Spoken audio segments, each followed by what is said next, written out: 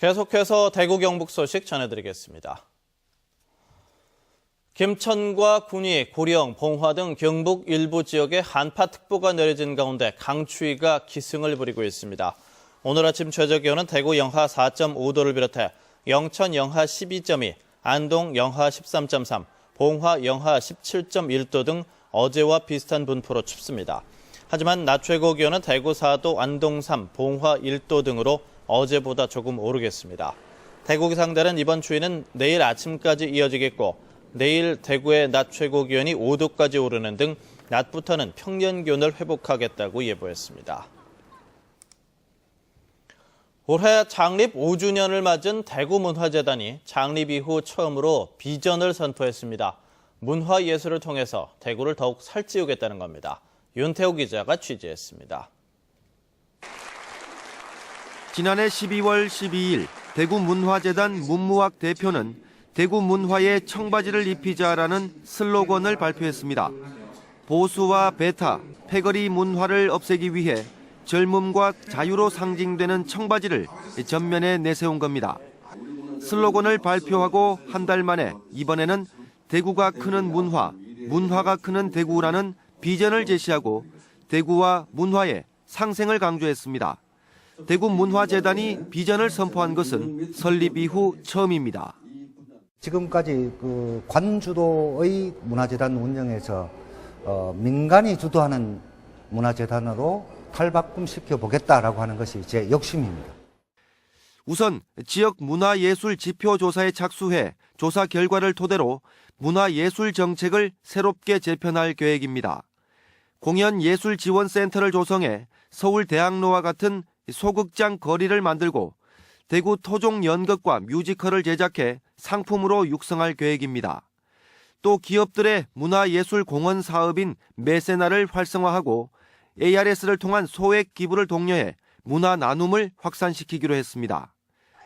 지역 문화예술계는 이런 움직임을 환영하면서도 재단이 모든 사업을 쥐고 흔드는 행태는 지양해야 한다고 지적했습니다. 문화재단이 직접적인 어떤 시행과 바로 창조를 하기보다는 그것을 예술가들에게 나눔의 기회를 많이 좀 제공을 좀 했으면 좋겠다. 대표이사가 중도에 재단을 떠나면서 한바탕 홍역을 치른 대구문화재단이 비전 선포를 계기로 안정과 발전을 도모할 수 있을지 주목됩니다. MBC 뉴스 윤태호입니다. 지역의 전문대학들이 잇따라 올해 학생 등록금을 동결하기로 했습니다. 대구과학대학교는 최근 등록금 심의위원회를 열고 학부모의 부담을 줄여주기 위해 올해 학생 등록금을 동결하기로 했습니다. 대구과학대는 지난 2009년부터 6년 연속 등록금을 인하하거나 동결하고 있는데 등록금 동결과 관계없이 교내 장학금은 예년 수준 이상으로 지급하기로 했습니다. 수성대학교도 올해 등록금을 지난해 수준으로 동결하기로 함에 따라 3년 연속 등록금을 인하하거나 동결했습니다. 이달부터 고지서 없이 지방세외 수입과 환경 개선 부담금을 납부할 수 있습니다. 대구시는 오늘부터 지방세외 수입과 환경 개선 부담금을 납부할 때 고지서를 갖고 가지 않아도 전국의 은행 현금 입출금기나 신용카드로 조회, 납부할 수 있고 인터넷 납부도 공인인증서 접속만으로 조회 납부가 가능한 간단 이납부 서비스를 시행합니다. 이전까지는 반드시 고지서를 갖고 대구관 내 은행 창구 또는 공과금 전용 수납기에서만 납부가 가능했던 불편이 줄어들 전망인데 주정차 위반 과태료나 교통 유발 부담금은 간단 이납부 서비스에서 여전히 제외됩니다. 프로야구 삼성 라이온즈가 내일부터 오는 3월 6일까지 괌과 오키나와에서 전지훈련을 펼칩니다. 1차 전지훈련지인 괌에서는 체력훈련에 집중하고 다음 달 9일부터 시작되는 오키나와 전지훈련에서는 한신과 요미우리, 국내 각 팀들과의 연습 경기를 통해서 경기력을 높이겠다는 계획입니다. 한편 2014 시즌 시범 경기는 3월 8일부터, 정규 시즌은 같은 달 29일부터 시작됩니다.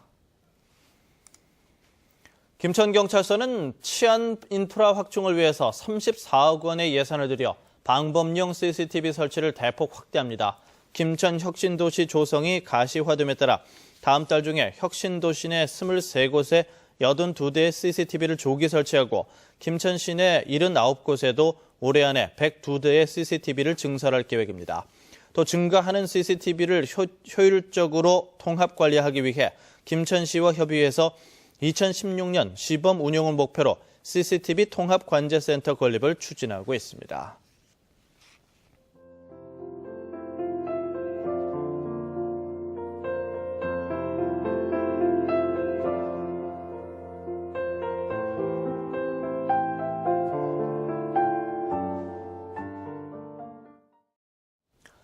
MBC 생활뉴스를 마칩니다. 고맙습니다.